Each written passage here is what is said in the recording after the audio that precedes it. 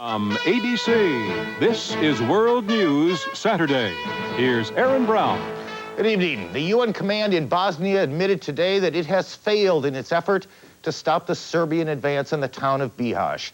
The enclave was supposed to be a place where Bosnian Muslims could find sanctuary from Serb attacks, a safe haven, but Serb forces are closing in on the city, and there is no indication they will halt their advance or that the Bosnians, the UN, or NATO can stop them now. Here's ABC's Tony Bertley. In Sarajevo, a UN officer points to a map of Bihać today and explains that the Serbs have now taken a third of the so-called safe haven, and for the first time, an admission of UN failure. It's quite clear that we have failed to deter an attack on the safe area, full stop. And what we do about it now becomes the important question.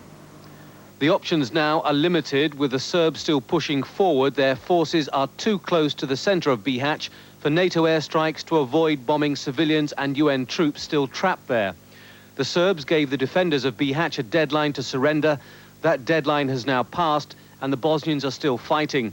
But the Serbs are even more determined to take the town. We are not going to stop this time. We are not going to give them a breath. We are not going to accept any ceasefire. This evening, the Bosnian government vented its frustration on General Michael Rose, the UN commander in Bosnia. I'm sorry to say this, General Rose is right here, standing right there. And I am telling him it is your responsibility to call for the airstrikes, or you are not doing your job. The UN stands before the ruins of a policy flawed with difficulty and inconsistency. In Sarajevo today, the UN Protection Force was actually protecting civilians from Serb sniper fire, but protection that doesn't stretch as far as Bihać. As shown by Bihać, the UN is woefully undermanned and ill-equipped to really protect civilians in Bosnia.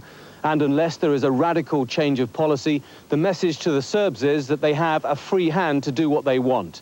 Tony Bertley, ABC News, Sarajevo. For the U.S. government, this latest Serb offensive has only made an already difficult problem worse. None of the policy options is very attractive, either in Congress or with the NATO allies. But the implications of doing nothing may be worse, for the Bosnian Muslims certainly, and maybe for all of NATO as well. Here's ABC's Barry Dunsmore.